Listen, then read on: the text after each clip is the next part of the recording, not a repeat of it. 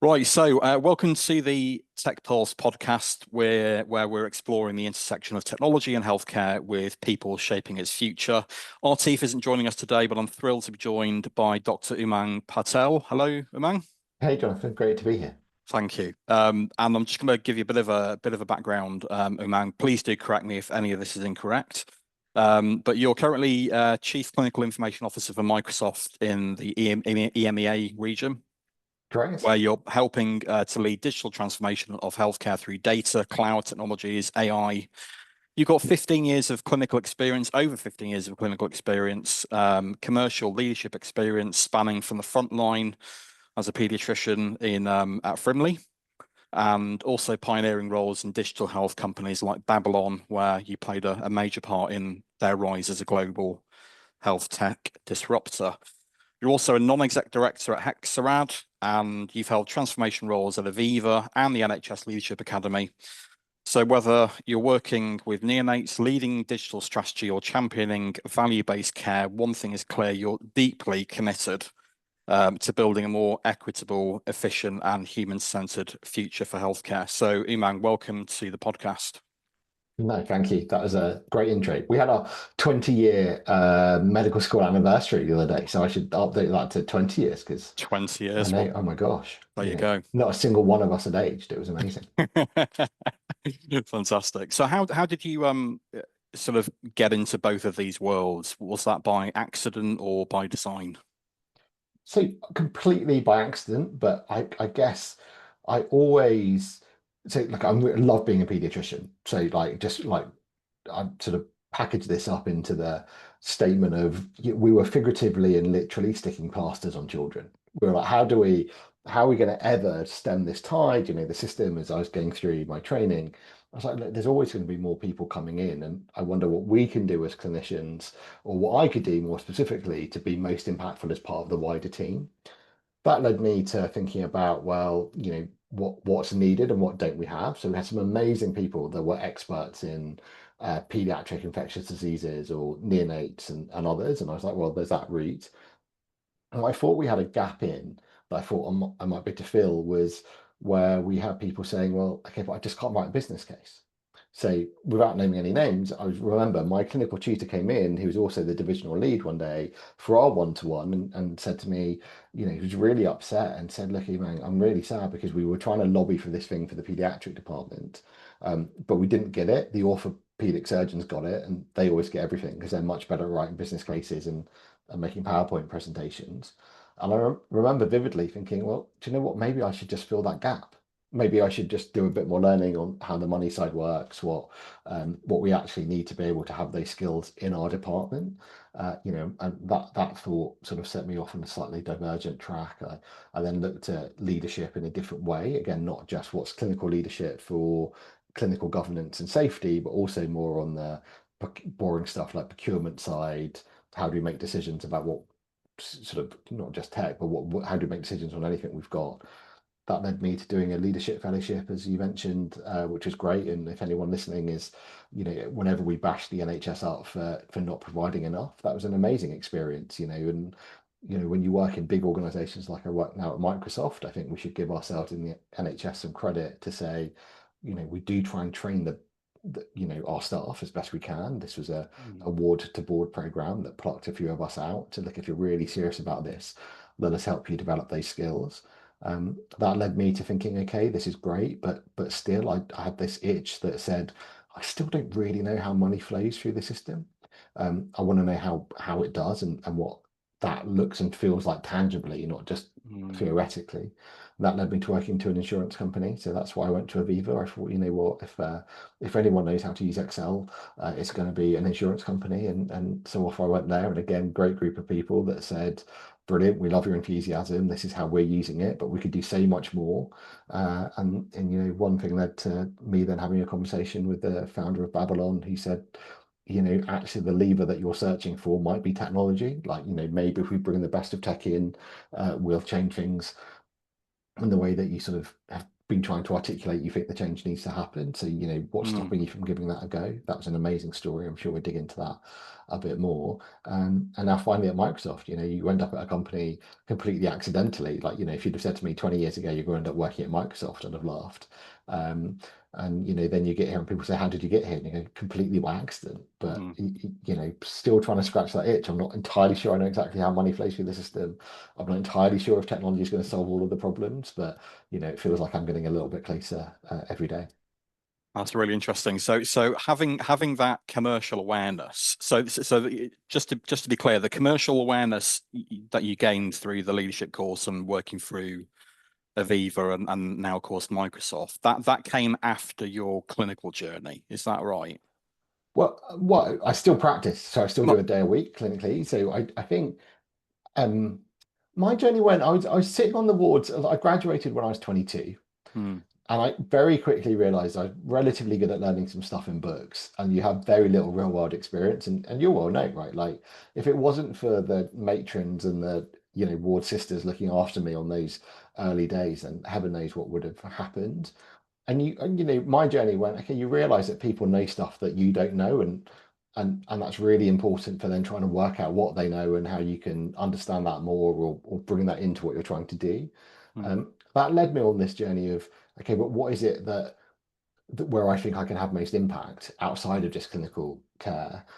Seeing patients in, sort of seeing them in and out, as it were, through the outpatient department or the ward.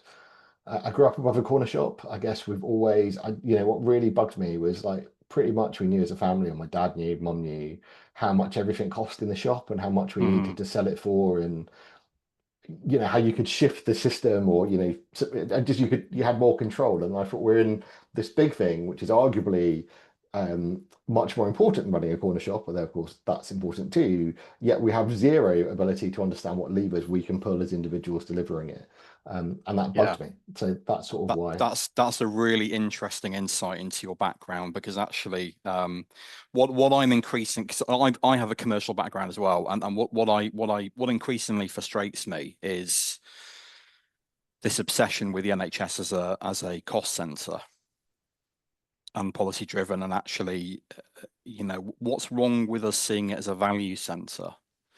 And Yeah. you look at these organizations that have got commercial arms that are not afraid to make a profit in order to create a more sustainable model. What's your view on that? Do you think that kind of movement's gonna grow? I would hope so. I'm completely with you. I mean, I don't. We had all. I was about to say it, and then I realized anchor is probably the wrong. I love the idea of NHS organisations being an anchor. And I've said this before, but I remember, like, I became a doctor because my mum and dad revered Dr. Singh, who was our local GP. Hmm. And they were like, any problem almost we had, or any question, they'd be like, well, Dr. Singh will know. And I remember thinking, that's cool. And then actually I saw it in the same in the corner shop, like, people would come in with all sorts of things and be like, oh, my dad would know. They'd be like, oh, Dilip know what? Hmm. Um, what we should do about that, or he'll know someone that can help us fix a fence or something. So there was definitely something about being the hub of something, anchoring or being foundational to the community that you're in.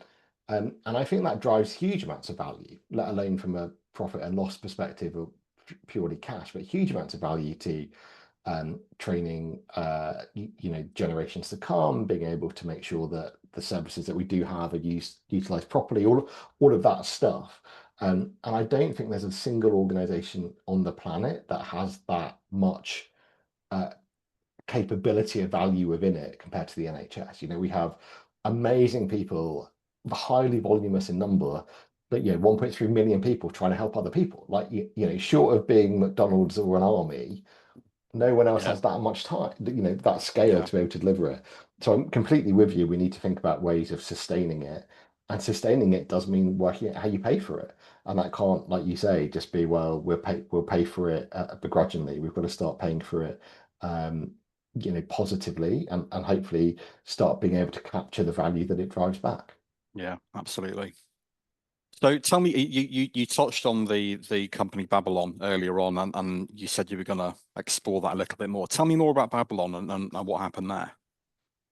Yeah, so Babylon, like, was a mate, like, whatever. I can't remember the name of the person who did the quote. That quote, which is a small group of people stupid enough to try and change the world is the only thing that ever did. I think, we were definitely a small group of, stupid people that, well, were stupid enough at least to think we're going to change the world, were they some of the brightest people I've ever met equally.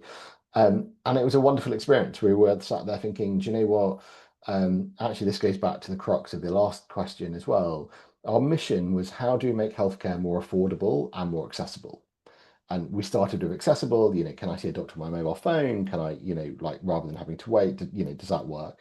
And it very quickly occurred to us that making it accessible and not making it affordable is tantamount to torture, right? Like showing Mhm. people you can have it, but you Yeah, can't afford for it, it's just mean.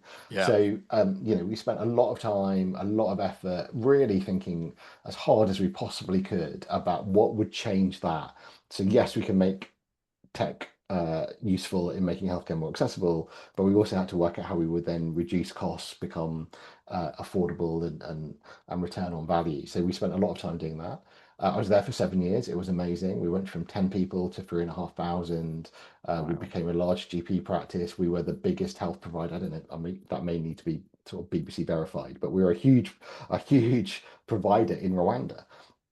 And because I think you'll like the story, I remember when our founder Ali came in and he was like, "Look, we're going to go to Rwanda," and I was like, "But like, all of us were like, why Rwanda? Do you know, like we're a tiny company of 10 people trying to do something in the UK." And he's like, "Oh no, I've just met the health minister, and he's been talking about how they need a service and how the challenges." And Mm. I remember at the time it was like there's one ophthalmic surgeon for like 11 million people or something like that. So you're like, right, clearly something needs to happen. And so we went and talked to them and they said great things. They were like, do you know what? We've got more mobile phones in our country than we have toothbrushes. So if we're going to start a healthcare system, we are Oh, not going to start it by bricks and mortar. Like you, we're going to try and think about what we can do with that sort of new infrastructure as it was emerging. With that in mind, we're like, yeah, we're definitely going to have to go there. And then, the affordability becomes, existential to your business model because it doesn't matter how much it costs. People in Rwanda didn't have that much money to pay for it. So, mm. we're very proud of that. We did some value-based care stuff. We, very pleased that we were able to, during the pandemic, set what we hope was a pretty good standard of care, given that we were at it for so long, to say we can pivot into this type of care. And I used to have it, and we've lost it in the house maybe. I used to we were on the front page of the Times. We were the top story of the Times, something like the doctor will see you now, brackets Wow. on your mobile phone. Can you imagine that? Like that's so old hat, isn't it? I mean, it's a great parable for just how we all take for granted technology. Like back then, which is not that long ago, just before the pandemic, it was like, oh my gosh, people are going to start speaking to their doctors on their mobile phone, to what everyone is experiencing now, which is, yeah, of course, like if I've got Yeah. a problem that can be solved like that, then that's the route I'll go down. Well, that's a quite a beautiful segue into the world of AI, I think, because I've been seeing multiple posts recently of quite a few scared GPs um, about the impact of AI on patients and accessibility. And you'll be aware of the movement in the States. Patients use AI. People like Dave DeBroncart um, are big advocates for this. And I think there's a bit of a fight going on, certainly in the NHS, and people are waking up to the fact that purely based on accessibility, will a GP practice ever compete with AI? Uh, I don't. I think the question, if I may, is wrong. Like, I don't think, Okay. like what a champagne problem that would be. Like, wouldn't it? Do you know what I mean? Like, oh my gosh, we've got such great technology Mm, that we can ease human suffering safely and effectively. We don't need people in, but as much as it's, I am not worried about AI replacing doctors and nurses, right? I think, and like I say, even if it did, that is a champagne problem mm, in my mind, that we've got something that's scalable and is going to help us all um, be better, feel better, live longer, be happier, be healthier, etc. Like so, So I think that would be my first part of the answer. The second part, which I do understand, and we felt acutely when we were doing our disruptive stuff at Babylon, say, was that people are like, do you know what? We're trying really hard right now, and we are just about keeping the wheels on. Right. So if you make us go faster, if you change the course, if you add another thing into this, then we are worried that the system might break down. And because we aren't making biscuits, we can't let that happen. So I don't think people are worried there. I'm pretty confident none of my friends, none of the people I talk to are sitting there going, like, I'm so worried about being a doctor that I want to protect my position as a doctor because I want to get paid. I think everybody would say, if you can help me see double the number of patients or cut me out of the loop entirely and people are still better, like we would take that as an individual, as society, right? I don't think anybody would, Mm, would, would disagree with that. Um, the question's going to be, but we're nowhere near that now, and the transition to that state, which that utopic, place, is going to have bumps in the road, which in our world might mean real harm. Like I say, it's not like someone's going to get sent the wrong color jumper, no. and you can be like, "Oh, okay, I can fix that." So we've got to be really careful about it. But people are maxed out, and if when people are maxed out, they're like, "I just don't know if I can take this." We've had countless IT programs come in, countless false storms.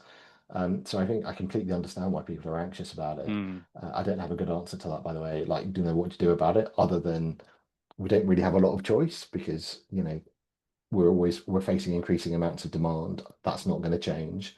So the only thing left on the table is more technology. And our hope is that we can bring that in somehow safely and effectively so that, yes, all right, it'll be a journey, but it's as smooth as possible. So just going on from my question, which I probably didn't articulate very well, what I was kind of getting at was that as I perceive it, there's still very much a them and us situation with AI. It's in some circles, it's perceived as a threat, as you say, to people's jobs, to knowledge, to good patient advice and care. And I'm interested in how how that trust is built, how you get people to recognize that AI is not a replacement. Obviously, for some things, it can be, and that's fine because that's eliminating waste and giving people better things to do with their time. But as an assemblage, as something that can be used to improve the work that we do, to improve the quality, to improve accessibility and affordability, where's that trust going to come from? Because as I see it, things are going in the other direction. People are running scared. Yeah, no, got it. I think we need to do two things, which are easy to say but hard to do. One is we've got to offer some true moments of delight. So I try to find this phrase, but like, how often is anything in healthcare delightful? And we don't aim for that, do we? We sort of aim for Mm, like not painful. We don't aim for yeah, delightful. good And so enough. I think we've got to Yeah. start thinking, okay, if we are going to get people on the, I may be using the analogy on the bus, right, to get on the journey with us, we're going to have to show them delight.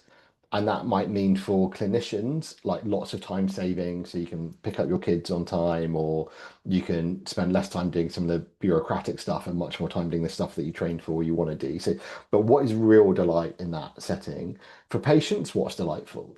So, versus saying that you've got an appointment on Tuesday at 4 o'clock, and then Betty saying but I have a hair appointment on Betty on Tuesday, and like, well, okay, the only other time to do it is in 3 years.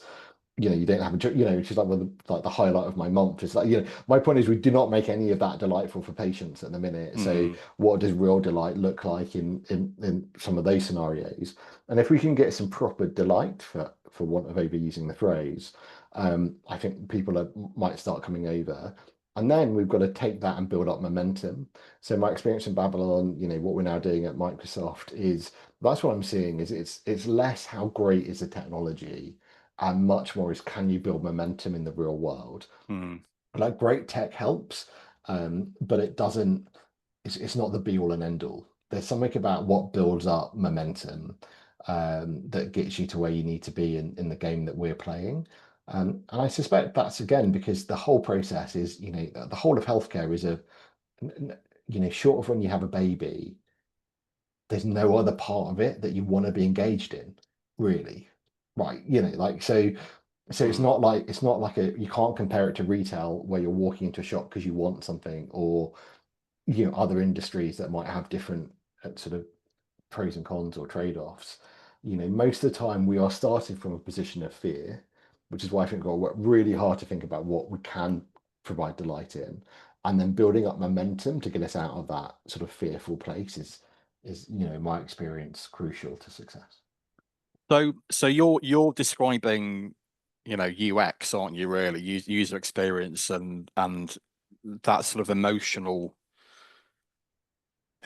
experience, which again, going back to your background, probably comes from your commercial experience and experience in retail.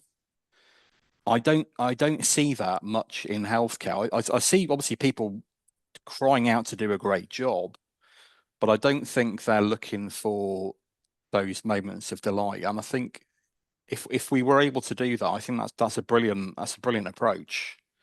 Um, and there's so much opportunity to do this. What's Microsoft doing at the moment? What are you doing with Microsoft at the moment in this kind of in this space? Well, I mean, hopefully you'll have seen a lot of the stuff we're talking about now is co-pilots, Mm. and what does that look like, and what's an assistant, and depending on where you are, you've either like, what are those guys going on about, or for the love of God, will you please stop talking to me about another co-pilot? So, um, I think a lot of what we're trying to do at the moment is make the new tech that is available understandable and relatable. And that's your job when you're as big as we are, right? So I think when you're Microsoft, you have to say, look, like it or lump it, you rely on a lot of our tech. And as big tech, we therefore have to try and help you understand where we're taking it next. Not least so we can get feedback to course correct as we're doing it, but like, that's where we are. So I remember when the Microsoft recruiter phoned and said, look, were you interested in joining Microsoft? I was like, well, why would Microsoft want a doctor? Like, it doesn't make any sense. Like, sort of my gut instinct was no. Like, why would I Mm. join a big tech company? That makes yeah. And then the recruiter said, look, do you think, let me switch the question around. Do you think the NHS could run without Microsoft? And I was like, okay, no, I suppose a really good point. No. He's like, well, you may as well come and have a chat then. And and I think there's that sort of thing. Like, we can't not use technology, clearly. So we're going to have to lean in to how we're thinking about it going forward. And organizations that have our scale, we're going to put Copilot buttons on keyboards. We're trying to get people to use it in pretty safe environments to help them decide what to have for dinner, or, make, I don't know, better ravioli, whatever those things are, great, and hopefully delightful in a safe space, and then take elements of that and hopefully start putting it into healthcare, where we can apply some extra governance and rules, etc., but hopefully carry over the best of it into different sectors.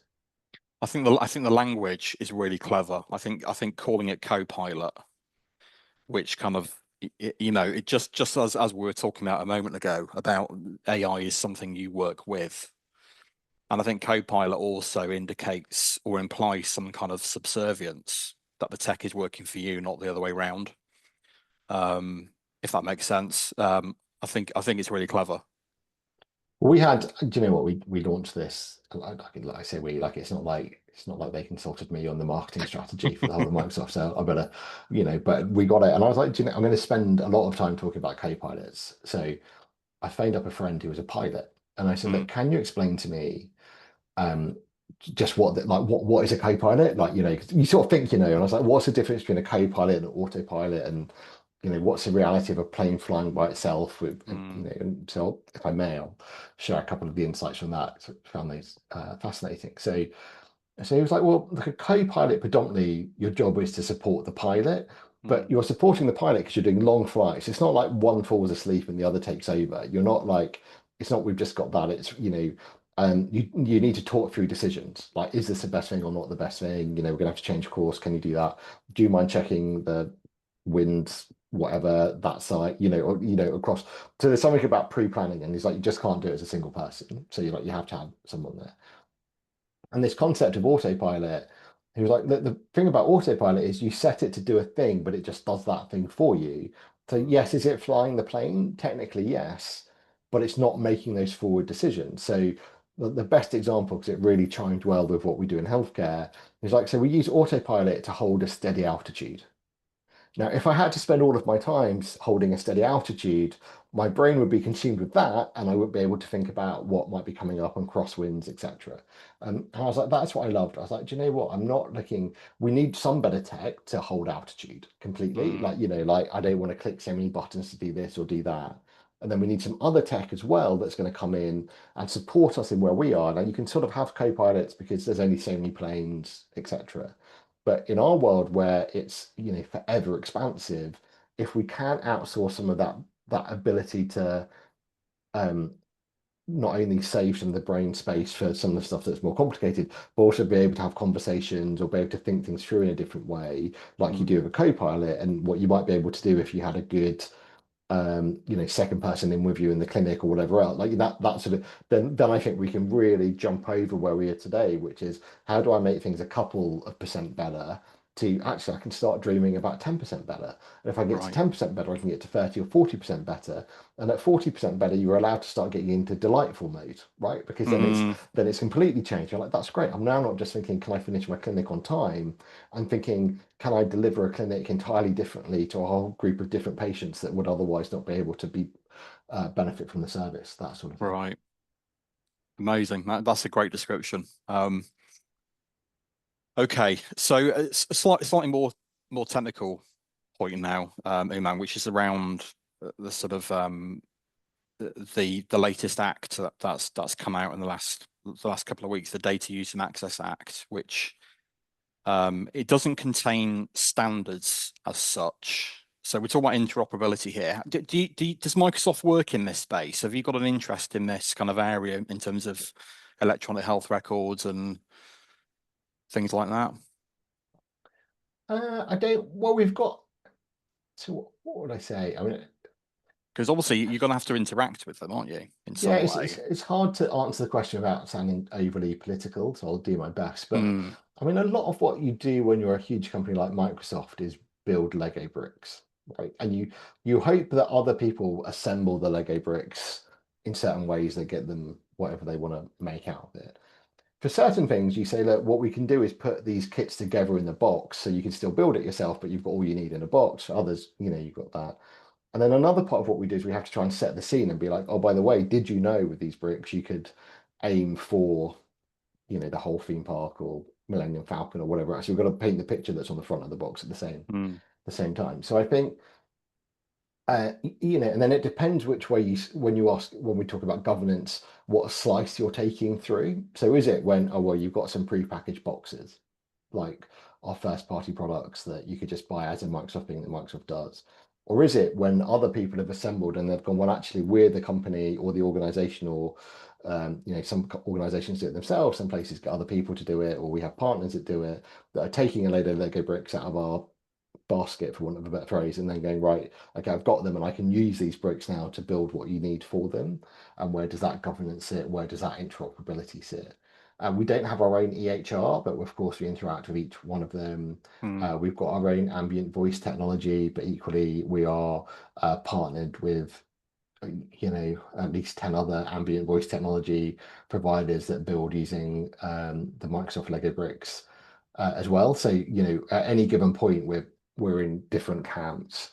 I mm, think our overall sort of overarching commitment is going that we are, out of the big tech providers, we want to be seen as the safest, and hopefully over the years, we've not gone for super sexy, shiny. It's been more of a, I remember actually from my interview for Microsoft, I compared it to a Ford Transit van. Like it's that sort of, you just need it to work and you just yeah, need it to get, that done. So what does that look like in terms of governance? Again, how can we be sensible, set principles up like our responsible AI framework, publish them so people can have access to them, um, take a position that says we're not sure exactly what you're going to do, but we want to be as helpful as we can. What we don't want to do is say, by the way, we've governed it, so now that you can only use it in the way that we deemed you should be able to use it, because fundamentally it's still a tech company, not a healthcare company. So mm, if you have a tech company dictating what people should do in healthcare, then I think actually that's going to lead you down the wrong road. got you. Okay, so looking towards the future then. In terms of health tech, what do you think we're not talking enough about at the moment? What conversations should be going on with, chief nurse information officers and CTOs, people like that? Good question. So you asked me what we should. Somebody asked me the other day what's exciting, and I sort of knee-jerk said robots. But I think I'm a classic early adopter. Like, I had Sony mini disc players, so like we've been talking about chatbots for so long now. I was like, okay, but what's next? Like robots, Yeah. holograms. I think the affordability is top of mind for me. I think we are now, like, it was Confed a couple of weeks ago. There's Health in Europe. I was in Amsterdam looking at that, and as I was walking around looking at what people were doing, which is all great, you realize that we are really nailing the accessibility brief. So there's so many great ideas about making healthcare more accessible. Mm. And so I'm like, we've really jumped the chasm with that. I think, we're easily, I think, going to get into discharging patients with chatbots, or, people, all of that stuff just seems to be getting enough momentum to get to where it needs to be. But just because we make it accessible, if we don't make it affordable, like I say, I think that's tantamount to cruelty. So with that in mind, I think we need to be looking at affordability. Now, affordability over a longer run than I think we currently do. So I was talking to some people in pharma recently, and they were like, when we do our stage 1 trials, we don't expect to see those in our lifetime come to market. Yet with all of the health tech stuff we do, we expect it to be out, like tackling the backlog in 6 to 12 months and returning on investment within. So there's something about taking a slightly longer view, but maybe being more rigid with how we calculate what that value comes back to. It comes back to the beginning question, doesn't it? It can't just always be a cost center and you're trying to reduce cost. It's got to be, what are we doing that's driving real value, not just for patients in front of you, but for the population, getting people back to work, for, UK PLC all up. How are we driving, growth in the grandest sense of the term? And I think we need to start thinking about how we do that in a different way. If anybody's got any ideas or wants to talk about that, then let me know, because that's what I'm currently obsessing about. I don't know the answers to it. I don't know if it's a Microsoft problem to be solved or a NHS problem to be solved. But going back to that phrase, I can't help but feel if anywhere's going to crack it, it will be the NHS, given our scale, our diversity of thought, and the culture that we have within the organisation. Brilliant. Thank you very much indeed. Okay, well, it's been a real pleasure to talk to you. Thank you for sharing your time again. And when are you back on clinical practice? Friday? Yeah, every Friday. So I'll be back on Friday. Every Friday. You look forward to it? Yeah, don't tell anybody at Microsoft, but no, it's easily my favorite day of the week. I mean, there's something about being able to just help people in front of you. I mean, in many ways, that helps you then realize why you've got to wade through the mud. I'm sure any CNIO, CCIOs that sit there thinking, oh my God, why did I sign up to this when, another 100 emails hit your inbox over the weekend? It's nice to be able to go back and do something clinical and be like, okay, that's why. Because, there's a bigger picture here, and some of us are going to have to wade through that and hopefully break through. Fantastic. Wonderful. Thanks again for your time, Umang. Really appreciate it. Thank you.